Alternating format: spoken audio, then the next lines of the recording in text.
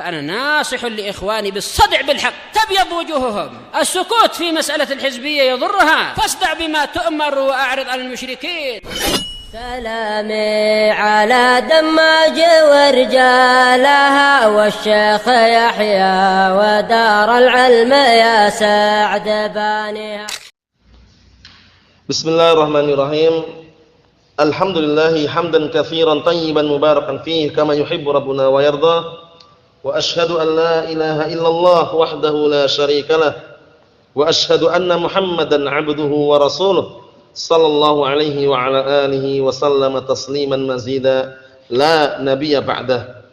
Ikhwani fillah hafizakumullah jami'an. Sekarang kita akan masuki bab yang baru, yang mana bab ini sekedar mengurutkan dalil-dalil atau yang dikenal dengan masadiru ad-din atau dikenal dengan maraji'u ad-din, maraji' atau masadir, marja' tempat kembalinya atau sumber agama Islam ini, yaitu Al-Qur'an, kemudian apa? As-sunnah, kemudian ijma', kemudian qiyas yang sahih, urut itu. Paham ya? Kita lihat sini. Qala al-Imam Asy-Syaikh Muhammad bin Shalih Al-Utsaimin rahimatullah alaih, at-tartibu bainal adillah, mengurutkan dalil-dalil yang ada. Paham ya? Pengurutan masalah berkaitan tentang dalil-dalil, urut bagaimana? Enggak boleh langsung kita mengedepankan qiyas. Paham ya? Pertama langsung qiyas, baru qala Allah, qala Rasul. Paham ya? Yang tepat adalah apa?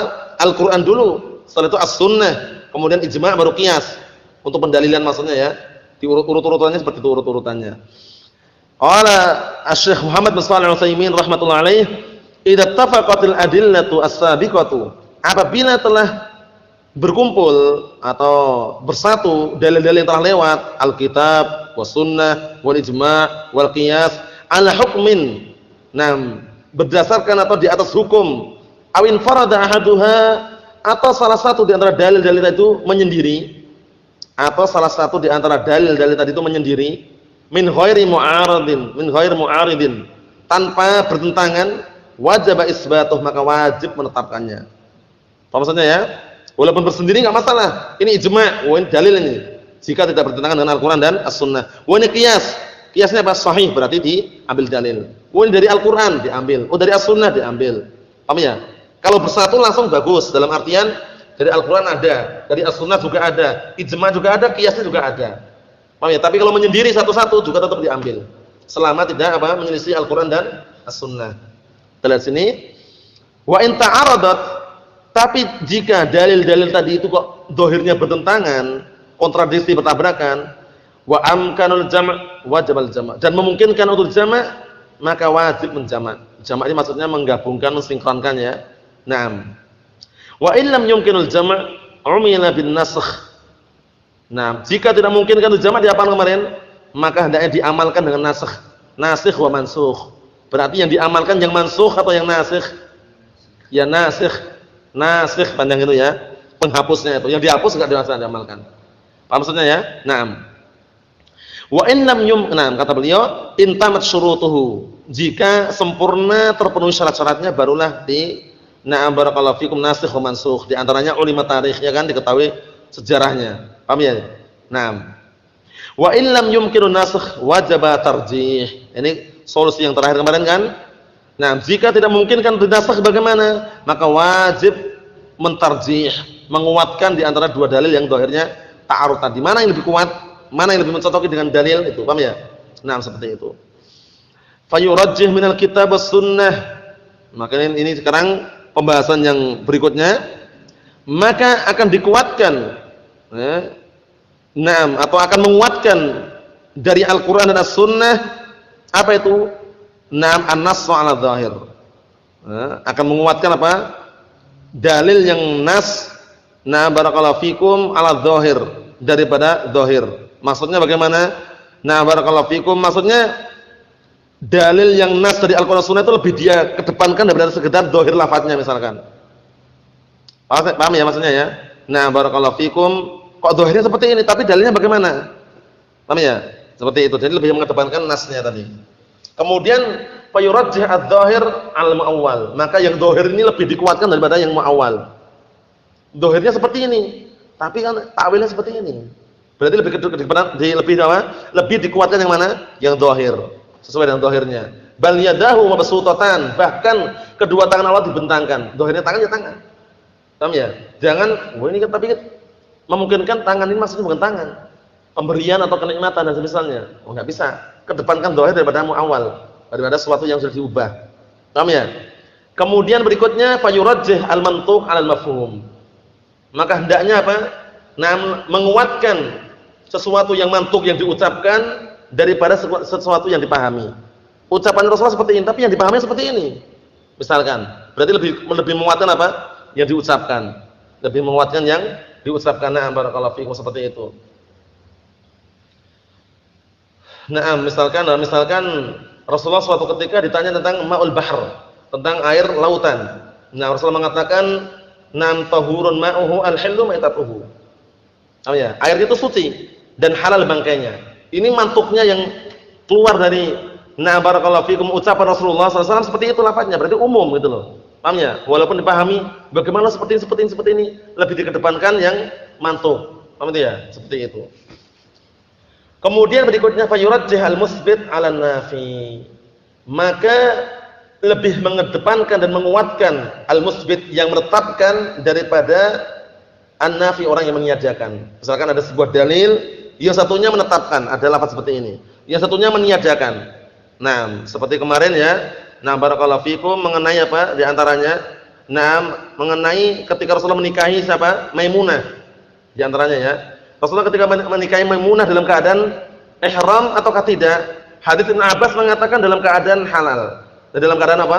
Ihram. Hadis Maimunah yang dia sendiri dinikahi dalam keadaan apa? Halal. Paham ya? Nah, seperti itu nanti barakallahu fikum yang menetapkan masalah halal dan ihramnya itu. Paham ya? Itu lebih mengedepankan yang mana?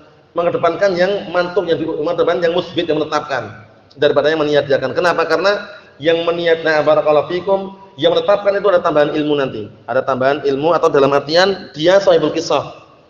Pemilik kisah sehingga lebih tahu tentang keadaannya daripada orang lain. Kan Maimunah kan yang dinikahi. Ibnu Abbas kan istilahnya bisa dikatakan orang lain di situ. Sehingga apa? Hadisnya Maimunah lebih didahulukan. Karena apa? Karena sahibul kisah adra bima fih. Paham ya? Nah, atau adra fiha. Jadi pemilik kisah itu lebih tahu tentang yang ada pada kisah tersebut. Apa maksudnya ya? Nah. Kemudian wan naqil 'anil asl 'alal mubqi 'alaih.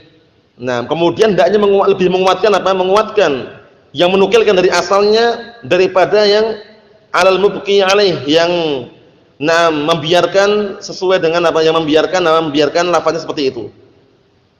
Nah, kenapa kok lebih didahulukan? Karena li'anna ma'an naqil ziyaratul ilm, karena bersama orang yang menukilkan itu ada tambahan ilmu lagi.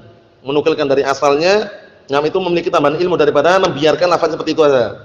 Lafaznya seperti itu saja. Ini semuanya sudah kita lewati. Kalau mau panjang lebarnya dilihat dalam syarahnya beliau ini, lebih panjang lebar dibahas sana. Wal 'amal mahfud wa huwa alladhi lam yukhassas 'ala ghairil mahfud. Jadi lebih dikuatkan lagi dalil yang umum tapi mahfud itu maksudnya adalah huwallazi lam yukhassas, itu umum yang tidak dikhususkan daripada apa? Ala ghairil mahfud, daripada lafaz umum yang dikhususkan. Paham ya? Jadi al-amal mahfud, itu dalil yang umum yang tidak dikhususkan, itu pada asalnya lebih dikuatkan daripada dalil yang apa? Ghairil mahfud. Maksudnya daripada dalil yang apa? Daripada dalil yang umum mutlak tanpa barakallahu fikum, daripada yang umum gitu aja. Karena berarti al mahfud berarti umum yang dikhususkan ya. Seperti itu. Ini seperti ini tentunya seperti rincian yang sudah kita lewati kemarin. Kalau seandainya barakallahu fikum tidak ada yang mengkhususkan sama sekali, berarti yang umum dibawa pada keumumannya, yang khusus dibawa pada kekhususannya. Wa ma kanat sifatul qabul fihi aksar ala madunah. Dan juga fayurajjih, maka hendaknya menguatkan dalil yang apa? Sifat penerimaannya itu lebih besar, lebih banyak daripada di bawahnya. Maksudnya kalau sifat penerimaannya dalam artian diterimanya lebih besar, maka itulah yang lebih kedepankan daripada yang di bawahnya. Paham ya? Wa sahibul qissah ala ghairihi, ini juga contohnya yang kita sebutkan tadi di antaranya. Pemilik kisah itu lebih didahulukan daripada yang lainnya. Misalnya Maimunah dengan hadis Ibnu Abbas kemarin. Wa yuqaddam minal ijma', dari kalangan ijma' sendiri yang dahulukan yang mana? Al-qat'i ala dhanni. Ijma' yang qat'i yang pasti sudah maklum bidarurah diketahui secara pasti itu lebih dahulukan daripada dhanni yang masih sangkaan-sangkaan. Wa yuqaddam min al-qiyas al-jali 'ala al-khafi. Dan dari kalangan qiyas itu lebih didahulukan apa? Yang jali, yang terang-terangan gamblang daripada yang khafi, yang tersembunyi samar-samar. Paham ya? Ini urutan masalah mengurutkan dalil sebagaimana caranya. Kalau bertemu dengan hadis ada nas Al-Qur'an as-Sunnah, kemudian yang satunya dhahir saja, maka lebih ditempatkan nas Al-Qur'an as-Sunnah. Atau ada dua dalil, ini dhahir sama muawwal. Lebih didepankan dhahir daripada muawwal, seperti itu. Nah, paham salah ya? Ayo kita ambil satu lagi. Qala al-muallif rahmatullahi alaih al-mufti wal mustafti. Sekarang berkaitan masalah al-mufti. Mufti itu yang memberikan fatwa, mustafti yang meminta fatwa. Paham ya? Nah, mufti itu adalah syekhnya atau alim tersebut, sedangkan mustafti adalah muridnya atau orang yang minta fatwa. Nah, wal mufti huwa al-mukhbir an hukm syar'i, an hukmin syar'i. Mufti itu adalah orang yang mengkabarkan tentang hukum syar'i. Misalkan syekh ditanya, "Ya syekh, ma hukmu kadza wa kadza ya syekh?" "Hukmu kadza," misalkan. "Wahai syekh, hukumnya apa seperti ini ya syekh?" Syekhnya mengatakan hukumnya seperti ini. Nah, berarti syekh tersebut mufti. Yang bertanya tersebut namanya apa? Mustafti. Nah, perbuatannya memberikan namanya fatwa. Paham ya? Nah, atau fatwa. Fatwa itu berarti apa? Berarti hukum yang dikeluarkan tadi itu. Nah, wal mustafti huwa sa'il an hukm syar'i. Sedang mustafti adalah orang yang bertanya tentang hukum syar'i. Mustafti orang yang minta apa? Minta fatwa istilahnya. Paham ya? Nah, syurutul fatwa. Syarat-syarat fatwa bagaimana? Yushtaratu li jawazil fatwa syurutun minha. Untuk diperbolehkannya berfatwa atau diperbolehkannya fatwa itu disyaratkan dengan beberapa syarat. Minha di antaranya an yakunal mufti 'arifan bil hukmi yaqinan aw dhannan rajihan. Wa illa wajaba 'alaihi tawaqquf. Ini perhatikan ini. Hendaknya orang yang memberikan fatwa mufti tersebut yang mengkabarkan tentang hukum syar'i tersebut, 'arifan adalah orang yang tahu tentang hukum, yaqinan secara yakin. Jadi tahu hukumnya gitu loh. Nah, aw dhannan rajihan atau dia memiliki prasangka yang lebih kuat. Karena dhannan rajihan maksudnya punya prasangka lebih kuat, lebih besar kebenarannya itu loh, paham ya? Karena nanti kalau orang menyangka dengan sangkaan tapi lebih besar kelirunya apa namanya? Wahm ya, namanya wahmun. Tapi kalau dia punya sangkaan dan kemungkinan besarnya benar, itu namanya dhann. Kita lihat dulu kan? Nah, bedakan wahmun dengan wahamun. Kalau wahamun bi fathi al-ha itu maknanya adalah ghalat, maknanya keliru. Tapi kalau wahmun itu wahmun. Ya, wahmun itu sangkaan, tapi kemungkinan besar kelirunya. Paham? Kemungkinan besar banyak kelirunya itu berarti apa? Wahm. Nah, perkiraan yang kemungkinan besarnya apa? Perkiraan yang kemungkinan besarnya keliru itu namanya wahmun. Tapi kalau perkiraan yang kemungkinan besarnya benar apa namanya? Dhann. Paham ya? Nah, ini seperti ini. Hendaknya mufti yang memberikan fatwa tersebut dia tahu tentang hukum secara yakin atau secara perkiraan yang apa? Yang kemungkinan besarnya benar. Jika tidak dua-duanya, wa illa, jika tidak demikian wajib alaihi tawaqquf. Wajib dia tawaqquf, enggak jawab. Lebih selamat enggak jawab. Paham ya? Paham. Misalkan ditanya, "Ya Syekh, ma hukmur riba?" Apa hukumnya riba? Syekh mengatakan hukum riba adalah haram. Yakin enggak dia? Yakin. Dalilnya mana dalilnya? Ahallallahu al-bai'a wa harrama ar-riba. Jelas berarti kan itu? Allah Taala menghalalkan jual beli dan mengharamkan riba. Itu contohnya. Nah, kemudian kalau dhannan rajihan, sangkaan-sangkaan yang apa? Perkiraan yang kemungkinan besarnya itu benar gitu loh. Paham ya? Nah, kemungkinan besarnya benar. Nah, itu juga apa? Juga bisa untuk dipakai jawaban. Nah, tapi nanti kalau misalkan keliru ya harus tarajuk. Kembali pada kebenaran. Paham itu ya? Tapi kalau kemungkinan besarnya keliru yaitu wahm tadi itu, maka tidak diperbolehkan. Nah, syarat yang kedua, an yatasawwar as-su'al tasawuran taman. Perhatikan ini. Hendaknya seorang mufti itu dia punya gambaran terhadap pertanyaan tersebut dengan gambaran yang sempurna. Jadi jangan bermudah-mudahan cepat menjawab itu loh. Dilihat dulu apa pertanyaannya.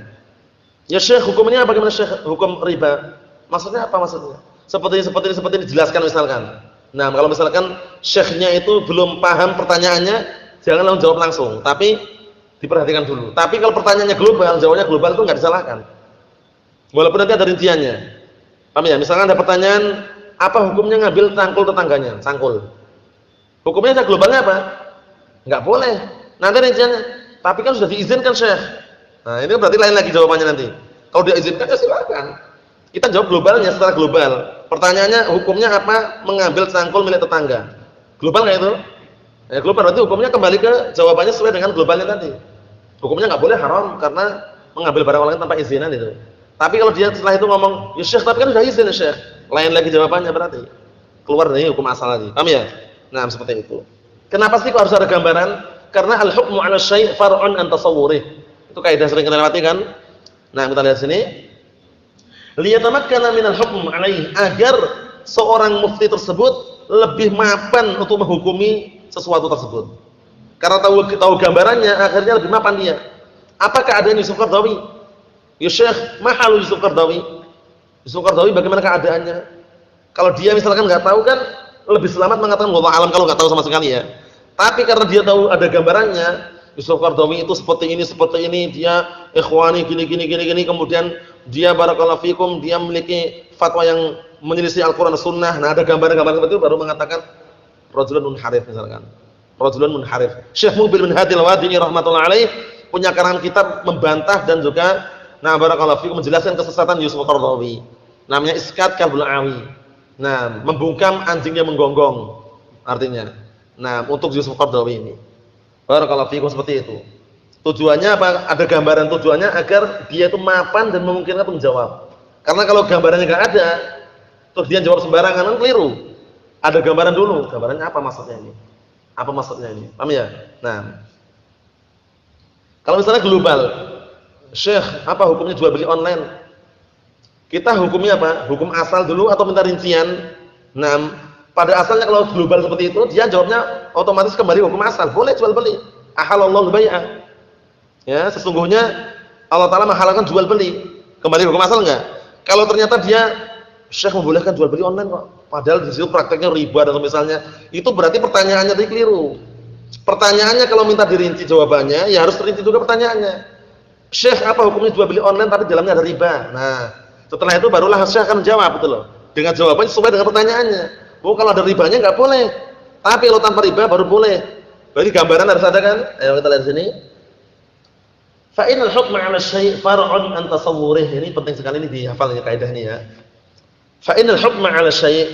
Nah, karena sesungguhnya menghukumi sesuatu itu apa? Ada cabang dari gambarannya terhadap sesuatu tersebut.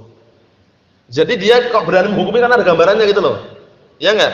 Kalau dia enggak ada gambarannya enggak sembarangan menghukumi. Nah, si fulan bagaimana si fulan itu? Dia enggak tahu apa-apa, orang hizbi misalkan langsung ngomong gitu. Si fulan mubtadi', padahal dia enggak tahu gambarannya. Enggak boleh. Dicek dulu mana sih siapa si fulan. Kalau enggak tahu lebih selamat wallahu alam. Apa maksudnya ya? Kecuali dikasih gambaran. Si fulan seperti ini, dia menghalalkan apa? Menghalalkan minta-minta, dia menghalalkan proposal atau bahkan dia ikut intikhabat pemilu misalnya. Akhirnya baru ada gambaran. Nah, barulah dia menghukumi, oh berarti rajulun ghair mustaqim. Orang tersebut tidak istiqomah. Maksudnya tidak istiqomah di atas Al-Qur'an Sunnah. Karena gambaran sudah ada itu loh. Nah, tapi kalau global keadaan si fulan bagaimana? Si fulan yang mana? Ya kan, misalkan si fulan namanya Soleh, keadaan soleh bagaimana? Soleh siapa? Nah, kalau dia tidak kenal, lebih baik dia mengatakan Allah alam. Tapi kalau dikasih gambaran, soleh ini seperti ini, sifat-sifat hizbiyah yang ada pada dia misalkan, ya yukhsha alaih, dikhawatirkan. Nah, dan rajul ghair mustaqim, apa masalah? Paham? Karena gambaran sudah ada gambarannya itu loh, paham ya? Gambarannya sudah ada. Nah, ini kaidahnya penting sekali ya. Al-hukmu 'ala syai' far'un an tasawwurih. Menghukumi sesuatu itulah cabang dari gambaran dia terhadap sesuatu tersebut. Paham ya? Karena dia enggak akan bisa menghukumi kecuali tahu gambarannya itu loh. Paham ya? Naam, barakallahu fiik. Fa idza ashkala 'alaihi ma'na kalam al-mustafti, sa'alahu anhu. Ini contoh-contohnya yang perlu diperhatikan. Apabila ada iskal mengenai makna ucapan mustafti yang bertanya tadi, sa'alahu anhu, hendaknya mufti itu bertanya, apa yang kamu maksud? Paham ya? Misalkan mustafti yang bertanya tadi ngomong, "Ya Syekh, hukumnya bagaimana Syekh?" Apa yang kamu maksud? Paham ya? Kalau belum paham ya. Karena apa? Karena nanti kalau dia muftinya ini jawabnya keliru, berbahaya gitu loh. Jadi harus tanya, dijelaskan lagi apa yang kamu maksud dengan ucapan itu. Seperti itu. Dan di sini, wa in kana yahtaju ila tafsilin istafsalahu. Seorang mufti itu kalau ditanya seorang penanya, jika butuh untuk rincian, maka hendaknya dia minta dirinci. Tolong dirinci dulu apa yang dimaksud. Paham ya? Apa hukumnya jual beli online, Syekh? Dirinci dulu bagaimana maksudnya. Jual beli online yang kayak apa? Ada ribanya enggak? Enggak ada. Ada penipuannya enggak ada. Hukumnya balik hukum asal. Ahallallahu al-bai'a wa harrama riba. Paham ya? Seperti itu. Nah, minta dirinci. Tapi jual belinya ini ada ribanya, Syekh. Ada ribanya, ada penipuannya, berarti kembali ke hukum yang berikutnya itu. Karena rinciannya itu yang penting. Karena kalau nggak dirinci kemudian untuk mengambil hukum global disebarkan kemana-mana, Syekh membolehkan jual beli online kok. Nah, walaupun riba di dalamnya, walaupun penipuan, Syekh enggak. Nah, karena pertanyaannya global itu loh. Apa hukumnya jual beli online misalkan? Kan global itu. Jawabnya sesuai dengan globalnya. Tapi ternyata kalau butuh rincian dirinci lagi gitu. Biar jawabannya juga rinci. Nah, itu maksudnya. Kita lihat sini. Au dzakar tafsil fil jawab, atau misalkan penanyanya cuma satu pertanyaan. Tapi ternyata butuh dirinci dan butuh dikasih faedah. Seperti Rasulullah ketika ditanya tentang ma'ul bahr tadi, air lautan. Rasulullah enggak mengatakan satu jawabnya dua langsung. Paham ya? Tahurun ma'uhu al-hillu maitatuhu. Jadi boleh seorang mufti memberikan jawaban sekaligus rinciannya. Paham ya? Sekaligus rinciannya. Nah, maksudnya misalkan apa hukum jual beli online, Syekh? Hukumnya boleh apabila dirinci sama dia. Hukumnya boleh apabila tidak ada unsur penipuan dan ribawiyah misalkan. Maksudnya ya. Jadi seperti itu. Nah, atau mufti tadi dzakara tafsil menyebutkan rincian fil jawab pada jawabannya. Rasulullah ketika ditanya tadi apa? Apa hukum air lautan? Kata Rasulullah apa? Tahurun ma'uhu al-hillu maitatuhu. Airnya suci, bangkainya halal. Nah, padahal yang ditanyakan mana airnya aja kan? Rasulullah menambahkan satu jawaban lagi, bangkainya halal, menunjukkan faedah di balik itu. Jawabannya pendek tapi mencakup semuanya. Semua hewan laut, binatang laut semuanya halal kecuali semua binatang laut itu halal kecuali semuanya, kecuali itu hukum asal ya. Jadi caranya hukum asal semua hewan binatang laut itu adalah halal kecuali yang membahayakan. Itu berarti lain, keluar dari asal berarti kan? Keluar kecuali yang membahayakan. Kembali ke hadis apa? La darara wala dirar. Yang membahayakan haram. Walaupun binatang laut. Paham ya? Misalkan dapat binatang laut, kalau dimakan dia malah mati misalkan, membahayakan dirinya. Jadi haram. Tapi hukum asal apa? Halal. Paham ya? Semua binatang darat. Maksudnya yang apa? Nah, barakallahu fikum, hukum asalnya bangkai lah, bangkai. Bangkai darat halal enggak? Kecuali itu jelas lah, itu darurat jelas. Yang sebelum darurat, yang tanpa darurat tetap halal, bangkai padahal. Belalang, ikan. Belalang dan ikan ya, bangkainya halal juga. Ikan juga, ikan darat, ikan laut halal. Tapi hewan darat mati di lautan, hewannya darat, tapi bangkai lautan. Maksudnya matinya di laut. Paham belum ini gambarannya? Ada gambaran belum? Jadi ada hewan darat, kambing lah, kambing. Lari kambing ini. Nyebur ke lautan, mati. Halal enggak? Haram ya? Karena aslinya darat itu loh. Ini maksudnya disebutkan dalam hadis itu al-hillu maitatuhu, masih bangkai memang hewan laut itu loh. Maksudnya ya, walaupun anjing laut, kuda laut, atau misalkan babi laut kalau seandainya ada, halal. Nah, seperti itu. Ya, barakallahu fiikum. Kita lihat lagi berikutnya, kata beliau, fa idza su'ila an imri'in halak an bintin an bintin wa akh wa am syaqiq, falyas'al 'anil akh hal huwa li aw la. Apabila seorang mufti ditanya tentang seseorang yang meninggal dunia, seorang lelaki meninggal dunia dalam keadaan meninggalkan satu anak perempuan dan seorang saudara lelaki, wa am syaqiq, dan juga am itu paman ya. Nah, paman kandung. Fal yas'al 'anil akh, maka hendaknya dia bertanya tentang saudara tadi itu. Hal huwa li aw la, saudara tadi, saudara seibu atau bukan, atau sebapak saudara yang ditinggal tadi loh. Ditinggal mati tadi. Au yufassilu fil jawab, atau nanti dia sendiri mufti itu yang akan merinci dalam jawabannya. Kalau seandainya dia adalah saudara seibu, maka seperti ini. Fa in kana li fala syai'a lahu. Nah, kalau seandainya dia saudaranya seibu enggak dapat apa-apa. Wal baqi ba'da fardil bint lil am. Sisanya setelah semuanya dibagi dalam sisanya dari setelah diberikan pada anak perempuannya untuk pamannya. Ya, untuk pamannya. Naam. Wa in kana li ghairi adapun kalau seandainya barakallahu fikum hafizakumullah, saudaranya tersebut adalah saudara sebapak bukan seibu, fal baqi ba'da fardil bint lah. Sisanya setelah apa? Sisanya setelah anak perempuan tadi untuknya. Wala syai'an lil am. Pamannya enggak dapat apa-apa. Karena apa? Karena saudara sebapak tadi masih ada. Paham ya? Nah, barakallahu saudara sebapak bukan seibu. Nah, itu semua dalam bahas dalam masalah faraid ya. Dalam masalah faraid. Ini maksudnya apa maksudnya? Maksudnya tujuannya mufti itu biar jawabnya nanti jelas gitu loh. Jadi pertanyaan yang global ya jawabnya global, itu enggak salah. Pertanyaan yang rinci jawabannya juga rinci, itu enggak salah. Tapi kalau pertanyaan global dijawab global, kemudian disebarkan dengan rincian. Nah, untuk menguatkan hawa nafsu mereka enggak bisa. Apa maksudnya ya? Nah. Yang ketiga ayyakuna hadiul bal, ayyakuna hadial bal. Seorang mufti tersebut hendaknya pikirannya itu tenang. Sehingga enggak boleh orang berfatwa dalam keadaan marah atau dalam keadaan menahan kencing dan BAB. Paham ya? Karena kalau dia misalkan lagi berfatwa menahan kencing, tenang enggak pikirannya? Enggak tenang, atau menahan BAB misalkan, enggak tenang juga, atau lagi marah. Kita lihat sini, ayyakuna hadial bal, hendaknya pikirannya itu tenang. Liyatamakkan min tasawwuril mas'alah, agar semakin memapankan dan memungkinkan untuk apa? Untuk menggambarkan sebuah permasalahan tadi, wa tatbiqihi dan juga menerapkan permasalahan tersebut alal adillah syar'iyyah, berdasarkan dalil-dalil yang syar'i. Apa maksudnya ini ya? Jadi harus tenang pikirannya itu ketika ditanya itu. Fala yufti hala insyighalil fikrih. Maka tidak diperbolehkan seorang mufti itu berfatwa dalam keadaan apa? Sibuknya pikirannya. Imma bi ghadabin, dengan apa? Dengan sebab marah, auham atau kesedihan atau rasa sedih, susah, kesedihan lah istilahnya ya. Au malal atau lagi bosan. Au ghairha atau yang selainnya. Yang jelas sebab-sebab yang apa membuat dia itu enggak tenang itu ketika itu maka upayakan jangan menjawab dulu. Dikhawatirkan apa? Pikirannya bercampur itu loh. Pikirannya bercampur. Mahfuz soalan ya? Ayo barakallahu fikum. Yang berikutnya mengenai syarat daripada barakallahu fikum wajibnya berfatwa. Kalau yang pertama tadi kan bolehnya berfatwa.